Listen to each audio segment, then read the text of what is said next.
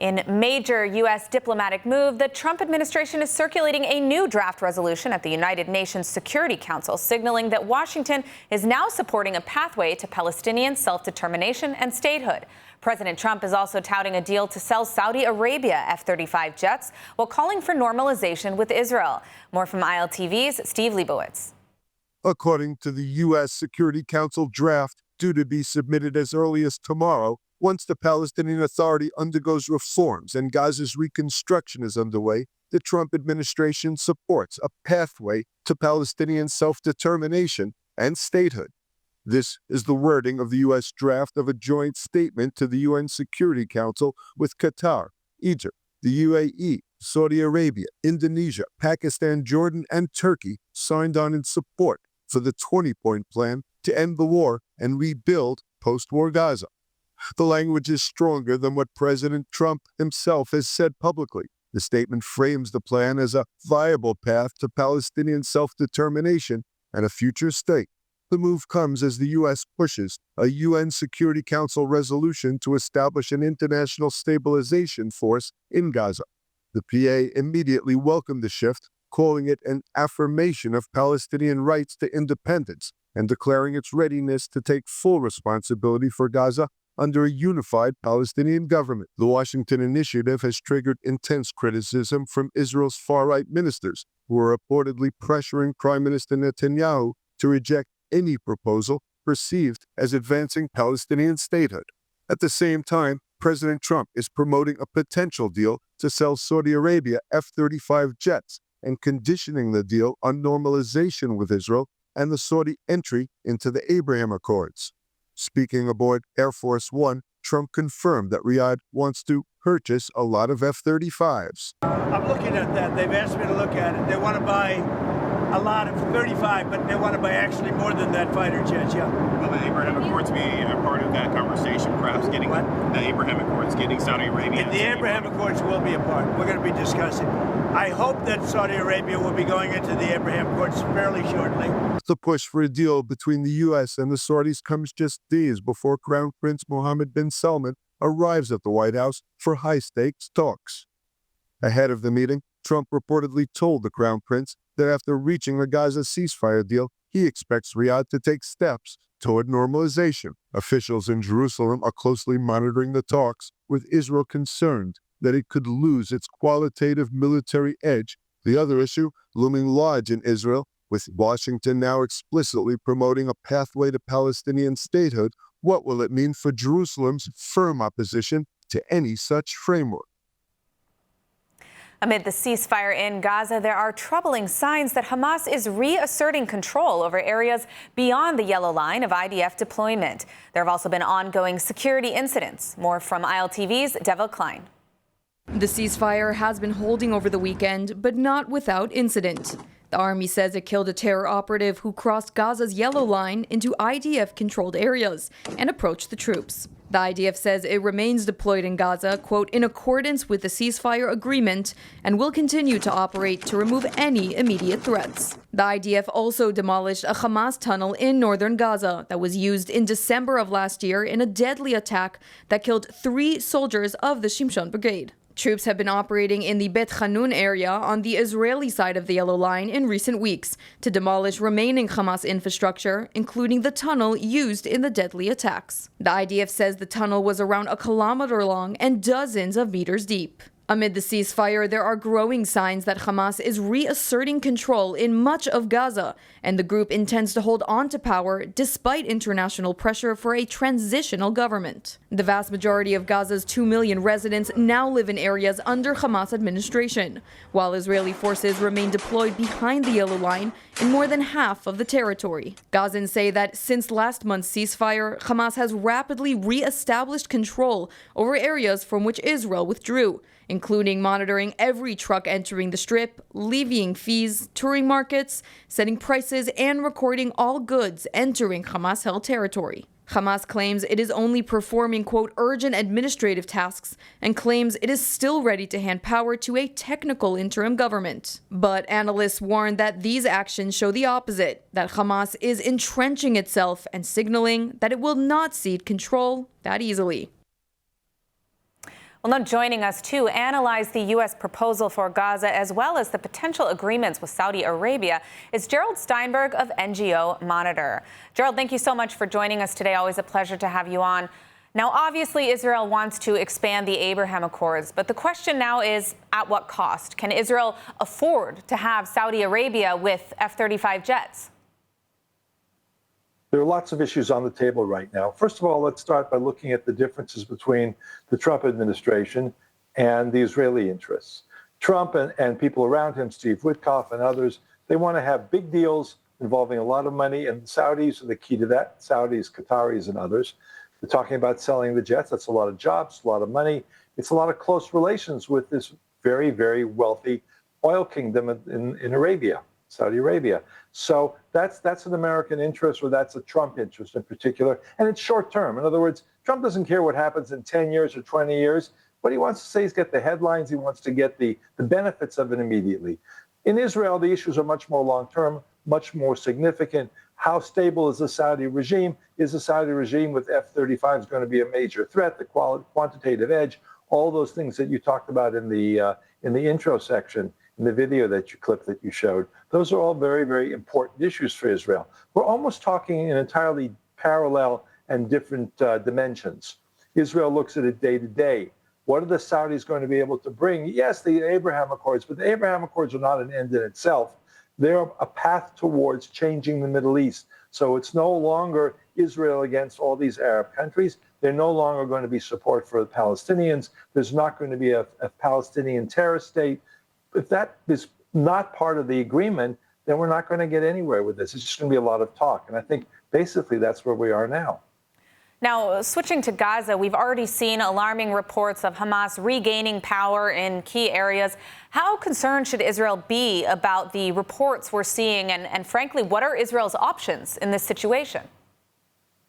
Israel now controls about half of Gaza, not where most of the population is. So there is a reduced risk from Hamas compared to where we were 2 years ago.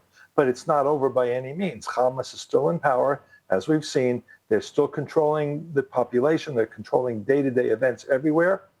And they also still maintain their weapons. One of the other aspects of this was when Trump came up with his 20-point peace plan, one of the key aspects was disarming Hamas. Now, turns out, not surprisingly, that nobody wants to disarm Hamas. No other country is going to do it. Only the IDF can do it. If the IDF is not in that part of Gaza, how are we going to disarm Hamas?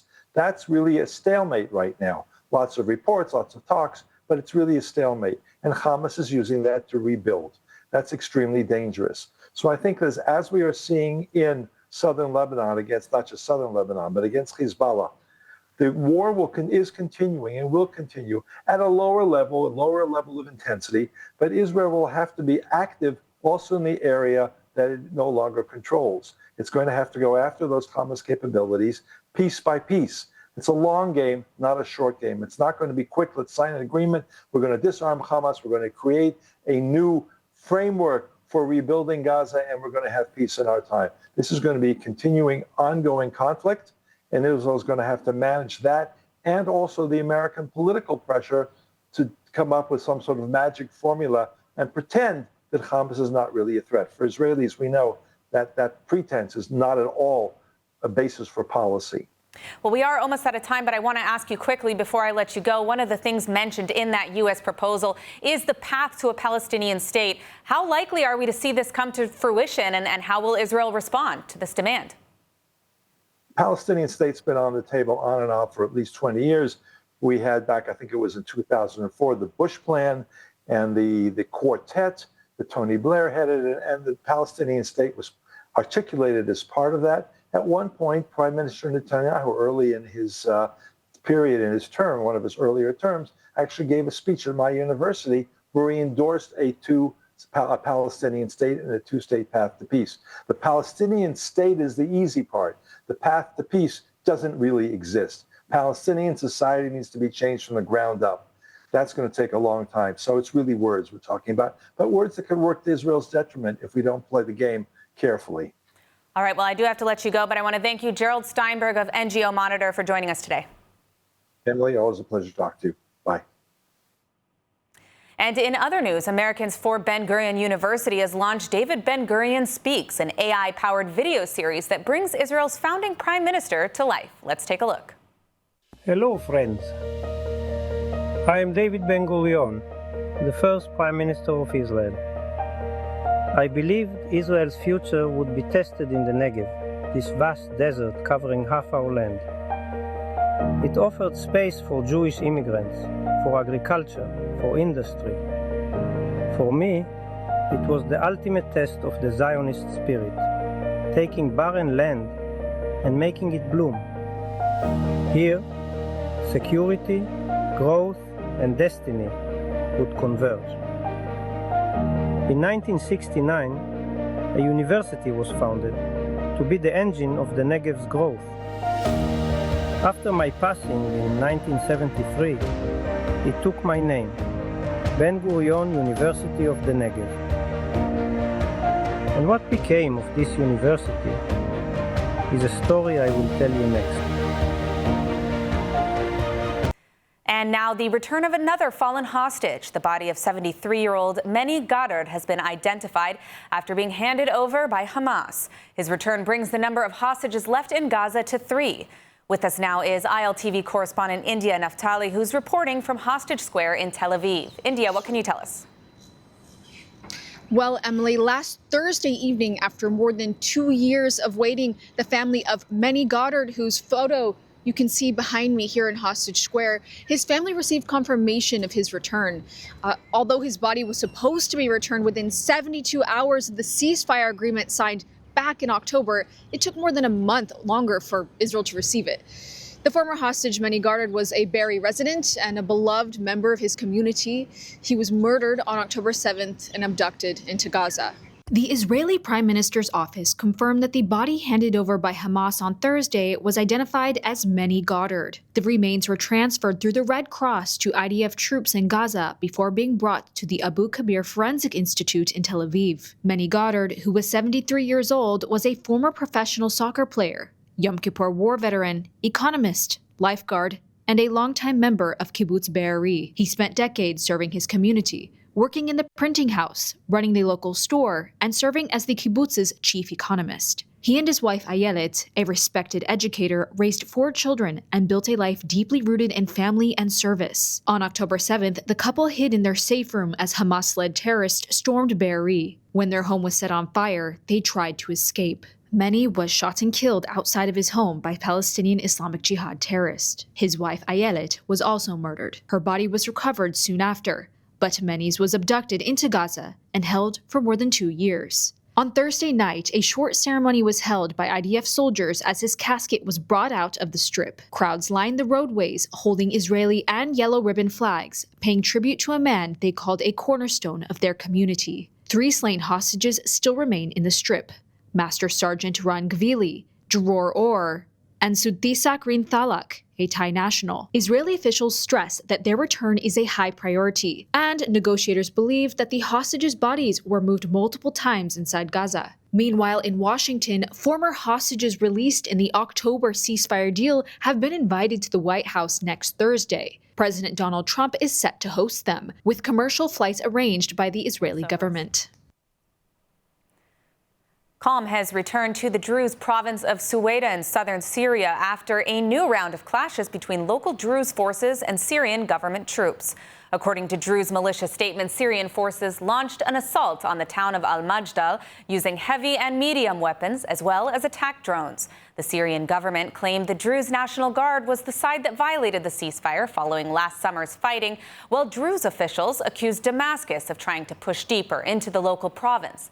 Local sources reported several wounded on both sides, with no confirmed fatalities. Regional observers, including Israel and partners in the Abraham Accords, are closely watching the developments, as instability in southern Syria can have broader security implications along the northern front. These clashes, of course, come on the heels of President Ahmed al-Shara's historic visit to Washington, D.C. to meet with President Trump, where the White House reportedly urged the leader to protect the civil rights of Syrian minorities and advance normalization with Israel. For now, the situation in Suwaida is quiet but remains fragile. And now joining us today to discuss the latest in Syria and the possibility of normalization is U.S. Congressman Marlin Stutzman from Indiana. Thank you so much for joining us today, Congressman Stutzman. Now, you met with Syrian President Ahmed al-Shara at a moment when Syria is trying to rebrand itself after years of brutality under Assad. What evidence did you see that this new leadership is genuinely breaking away from extremism? Do you believe that al-Shara is sincere? Well, first of all, just being in Syria and seeing the people of Syria and the fact that they are working so hard to recover after the brutal Assad regime would just touch my heart. I mean, they are such strong people and, of course, the people that are very proud of their country and they want to rebuild. I really believe it's because of the people and the Syrian American community that is going to help make this successful one way or the other. President al-Shara obviously has a very checkered past, one that we would have all said probably not the pick that we would have chosen, but he's the president. And, he is young. He's 42 years old. He has a young family. He continues to tell us that the reason he joined al-Qaeda and al-Nusra was because of his fight against Assad in Syria and also against ISIS. He's the first president to come to the United States since the French mandate that defined Syria and to meet with President Trump. So those are all good signs. And he was here to sign a coalition agreement to fight ISIS. And so it's going to be really interesting over the next several weeks as he's back in Syria, how this goes. There's obviously still some challenges in Syria. My hope is, and my message to him has always been that, religious freedom, respect for all peoples in Syria has to happen for Syria to be successful. Syria is very diverse, and that diversity can be their strength as long as everyone has a seat at the table. Now, you've suggested that U.S. sanctions could be eased if Syria meets certain human rights benchmarks. As you alluded to, unfortunately, we've already seen massacres of Druze, of Christians. What safeguards would the U.S. insist on before lifting these sanctions, and is progress being made on that front? Well, first of all, I would say just having President Trump in the White House is a huge deterrent to President al-Shara. And my hope is that, he truly does want to focus towards the West rather than to Russia or Iran or even China. When I met with him back over the Easter holiday, he told me that he had offers from the Chinese. He wouldn't even refuse to meet with them, or he refused to meet with them. He had an offer from the Russians on his desk. And he said even back then he wanted to meet with President Trump. He's also, saying that he's helped push Hezbollah out of Lebanon and north of Israel. He's open to conversations about joining the Abraham Accords. So there's a lot of good things that are being said. I've said it from the very beginning that his actions speak louder than his words. But so far, outside of what's happened in Soweto and up in the coastal region with the Alawites, where there have been killings and brutal killings, if there's any connection to the al-Shara government, that would be very devastating because I think it undermines what he's trying to accomplish, or I hope he's trying to accomplish. So, I gave him a letter from an evangelical church in Syria when he was here in the United States this past Sunday, and asked, him to read it and to recognize the church, to recognize the Christians, but also we're asking him. And President Trump is very aware of what's happened in Soweto and with the Druze community of the killings back in July. They were horrific. And it reminds us all of the jihadist and the extremism that is still alive in the Middle East and other parts of the world. So my hope is that he truly does want to build a successful, strong Syria.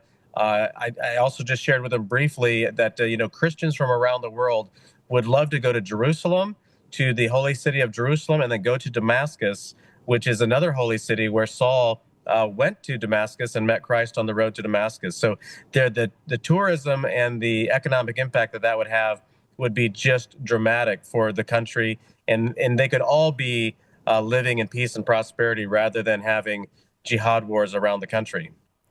Well, Israel's security, of course, is tightly bound to what happens in Damascus.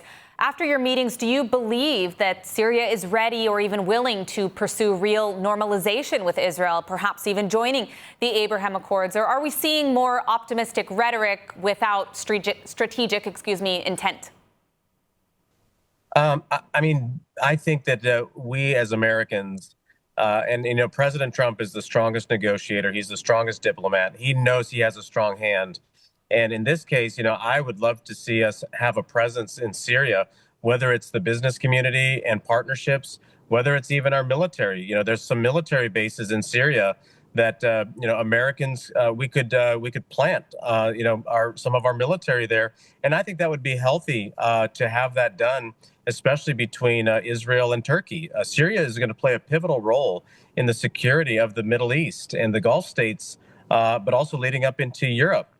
Considering what's going on between Turkey and Greece, there's a lot of friction around Turkey, and so this could be something that we as Americans, we could have a presence there.